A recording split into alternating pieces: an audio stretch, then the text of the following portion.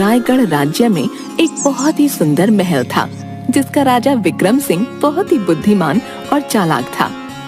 लेकिन कई दिनों से उसके राज्य में अजीबोगरीब घटनाएं हो रही थीं।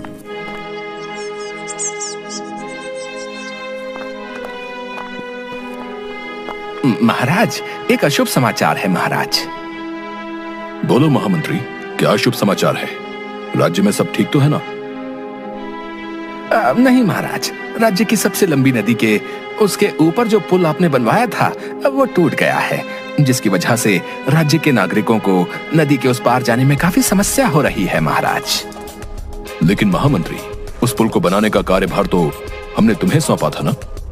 फिर तुमसे इतनी बड़ी गलती कैसे हो गई? वो पुल इतनी शीघ्र ही कैसे टूट गया? महामंत्री, हम इसके लिए तुम्हें कठोर दंड देंगे। नहीं नहीं नहीं महाराज, इसमें मेरी कोई गलती नहीं है महाराज। मैंने तो पुल बनाने का कार्य पूरी ईमानदारी से किया था महाराज। इसमें उस सोमो किसान की गलती है महाराज। वो कैसे भला? उस सोमो किसान ने क्या किया है? महामंत्री बताओ हमें। महाराज, जब सोमो किसान अपने बैल के साथ पुल पर से उस पार जा रहा था तो उसी समय ही वो पुल टूट गया महाराज। तो इसका दोषी तो वो सोमो हुआ महाराज। महामंत्री, सोमो को शीघ्र ही दरबार में बुलाया जाए। हाँ, जी महाराज, जैसे आपकी आज्ञा। थोड़ी ही देर बाद सोमो किसान दरबार में आता है। सोमो किसान, क्या यह सच है कि राज्य की नदी के ऊपर हमारे द्वारा बनाया गया पुल तुम्हारी ही वजह से टूट गया है? क्या तुम इसके दोषी हो? बताओ हमें। नहीं नहीं महाराज, मैं पुल टूटने का दोषी नहीं हूँ महाराज, बल्कि पुल टूटने से तो मेरी बैल नदी में गिर गई और उसकी मौत हो गई महाराज। मैं गरीब किसान हूँ, मेरे पास तो एक ही बैल था, वो भी पुल टूटने की वजह से मर गया महाराज। अब मैं क्या करूँगा? चुप हो जाओ सोमो किसान। हैं? तुम्हारे कहने का क्या मतलब है कि महाराज के बनाए पुल की वजह से तुम्हारे बैल की मृत्यु हो गई? देखिए महाराज, ये सोमो अपनी गलती मानने के बजाय उल्टा आपके द्वारा बनाए पुल को ही दोष दे रहा है। देखा महाराज, महाराज यही दोषी है, इसे सजा दीजिए महाराज। सोमो किसान, तुम्हारी इतनी हिम्मत कि तुम राजा पर ही दोष लगाओ। सैनिकों, इस सोमो को बंदी बना लिया जाए और कारावास में डाल दिया जाए। महाराज, मुझे माफ कर दीजिए, मेरे कहने का मतलब ये बिल्कुल भी नहीं था। मैं निर्दोष हूँ महाराज, ऐसा मत कीजिए। अगर मैं कारावास में रहूंगा तो मेरे बीवी बच्चे भूखे मर जाएंगे महाराज। जिसके बाद दो राजा के सैनिक सोमो को कारावास में डाल देते हैं। अगली सुबह राजा के दरबार में राज्य के कुछ लोग आते हैं। महाराज महाराज, हमारी मदद कीजिए महाराज, राज्य पर संकट आन पड़ा है महाराज। क्या हुआ मेरे राज्य के वासियों? आखिर कौन सा संकट आन पड़ा है राज्य पर? महाराज, हम सभी राज्य के किसान हैं महाराज। कल रात जंगल की ओर से एक विचित्र सा दिखने वाला जानवर हमारे खेत खलिहान में घुस आया महाराज, और हमारी सारी फसलें खराब कर दी। अब आप ही कुछ करिए महाराज। क्या कहा? विचित्र जानवर? क्या तुम में से किसी ने उस विचित्र जानवर को नहीं देखा? जी महाराज, हम सब ने उसे कल रात देखा था महाराज, लेकिन सिर्फ उसकी एक ही झलक देख पाए, जो देखने में काफी खूंखार थी। उसके पैरों के निशान थोड़े थोड़े इंसानों जैसे थे महाराज, सहायता कीजिए महाराज। यह कैसा विचित्र जानवर हमारे राज्य में आ गया है जिसके पैर इंसानों जैसे हैं सेनापति? जी महाराज, बोलिए क्या क्या है? तुम आज रात जंगल में जाओ और उस विचित्र जानवर का पता लगाओ। जी महाराज, जैसी आपकी आज्ञा। मैं आज रात ही जंगल में जाऊंगा और उस विचित्र जानवर को बंदी बनाकर आपके समक्ष ले आऊंगा।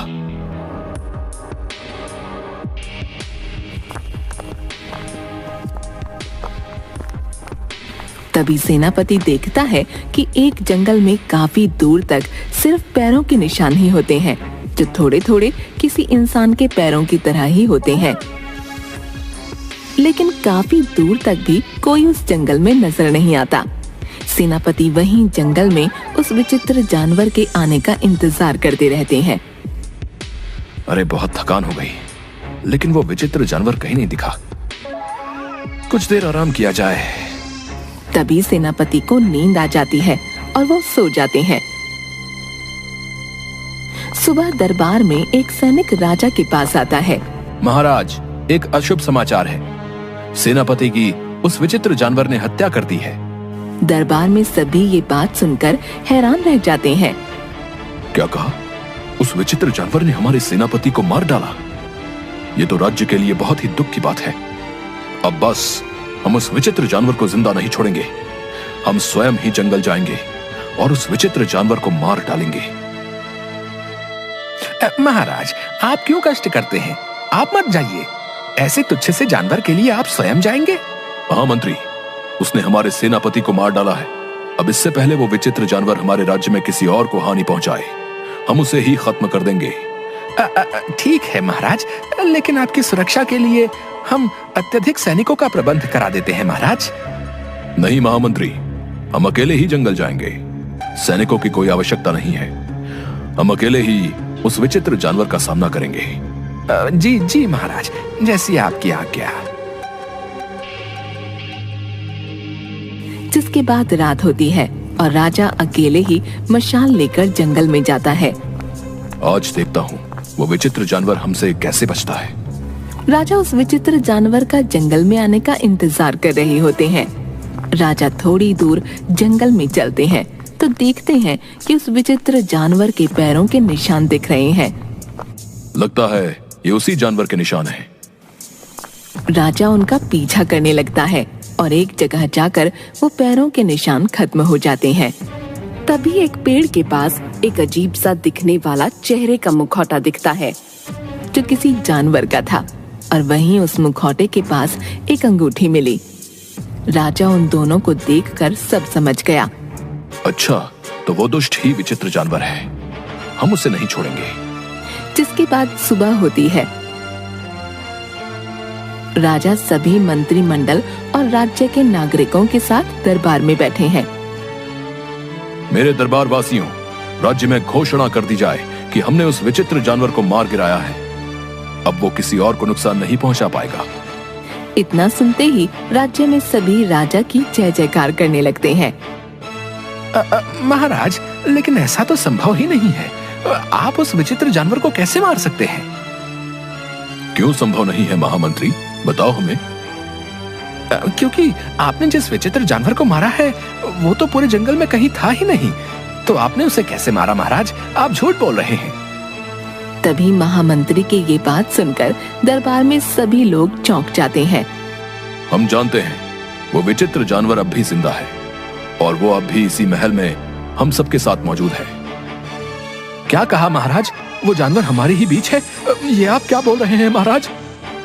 हाँ, वो विचित्र जानवर और कोई नहीं बल्कि ये दुष्ट महामंत्री ही है। राजा की ये बात सुनकर सब हैरान हो जाते हैं। मुझे माफ कर दीजिए महाराज, मुझसे गलती हो गई। महाराज मुझे माफ कर दीजिए, ये सब मैंने अपने लालच में किया, गलती को छुपाने के लिए किया महाराज।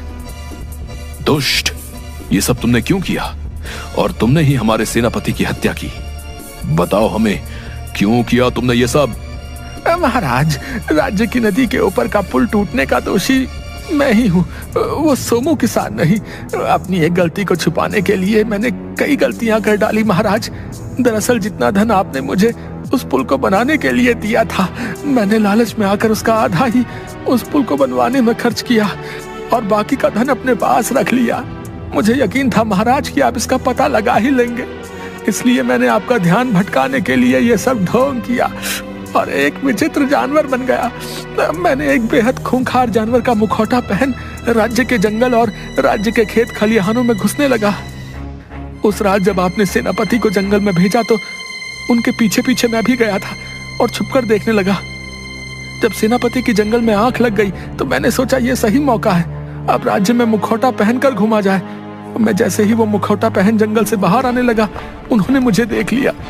उन्होंने मुझे मारने के लिए तलवार उठाई और तब हमारे बीच में थोड़ी देर तक झड़प हुई और अपने बचाव में मैंने अपनी तलवार से उनकी गर्दन अलग कर दी। मुझसे गलती हो गई महाराज, मुझे माफ कर दीजिए। पापी, तुमने हमारे साथ धोखा किया। अपने एक झूठ को छुपाने के लिए तुमने हमसे कितने झूठ बोले और हमारे सेनापति की हत्या भी तुम्हारे ही कारण हुई। हम इसके लिए तुम्हें कठोर दंड देंगे। माफी महाराज, माफी दे दीजिए। सैनिकों, सोमू किसान को कारावास से रिहा कर दिया जाए। लेकिन महाराज, आपको कैसे ज्ञात हुआ कि विचित्र जानवर ये महामंत्री ही हैं? उस रात जब हम जंगल में गए तो उस विचित्र जानवर का इंतजार करने लगे, लेकिन वो हमारे सामने नहीं आया और थोड़ी दूर चलने पर हमें एक पेड़ के पास जानवर का मुखौटा मिला और वहीं एक अंगूठी भी मिली जो सेनापति से की गई झड़प में महामंत्री के हाथ से गिर गई होगी। यह अंगूठी वही थी जो हमने इस महामंत्री को उपहार में दी थी और हम समझ गए कि वो जानवर और कोई नहीं बल्कि ये दुष्ट महामंत्री ही है। ये सुनकर राजा की सब जय जयकार करने लगते हैं। इस तरह से राजा विक्रम सिंह की समझदारी से कपटी मंत्री को उसके किए की सजा मिली और राज्य में फिर से राजा ने अपने न्याय के लिए नई मिसाल कायम कर दी।